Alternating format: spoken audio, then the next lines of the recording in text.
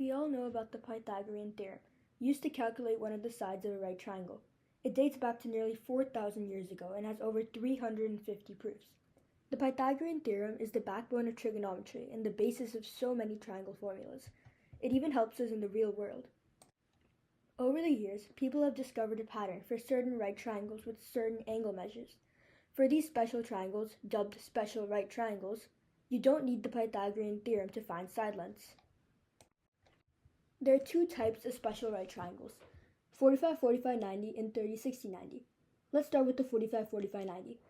Because two of the angles are equal, we know that this is an isosceles right triangle, the only one of its kind.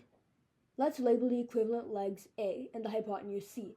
From the normal Pythagorean theorem, we can derive the formula 2a squared equals c squared.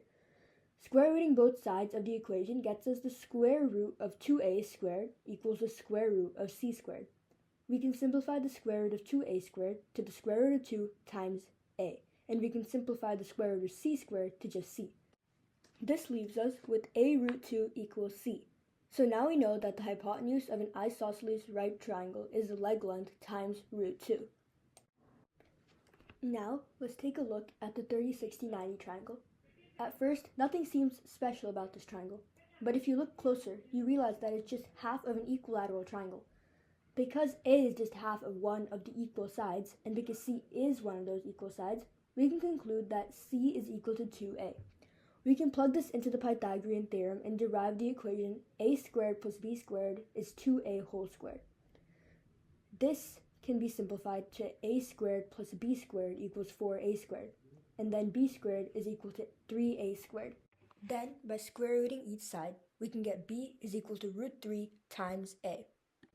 With these formulas, we can find out the dimensions of a 45-45-90 and a 30-60-90 right triangle, even when knowing just one of the side lengths. Now let's look at an example problem.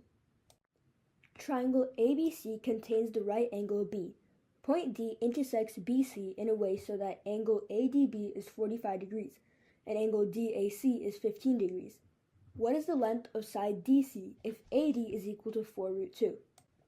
To solve this problem, we need to know both the special right triangle formulas, as well as the triangle angle sum theorem, which states that all angles of a triangle will always add up to 180 degrees.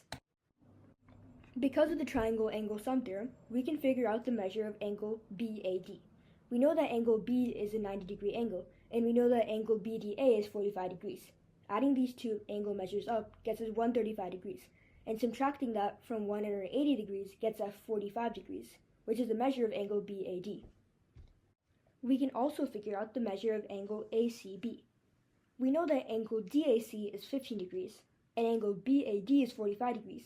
Adding these two up gets us 60 degrees. We also know that angle B is 90 degrees. 90 degrees plus 60 degrees is 150 degrees, and subtracting 150 from 180 gets us 30 degrees. So now we know that angle ACB is 30 degrees. Looking at these angle measures, we can see that triangle BAD is a 45-45-90 right triangle, and triangle ABC is a 30-60-90 right triangle. Let's figure out the lengths of sides AB and BD. We know that AD is 4 root 2, and we know that ABD is a 45-45-90. So dividing 4 root 2 by root 2 will get us the lengths of AB and BD, which are the side lengths. 4 root 2 divided by root 2 is just 4.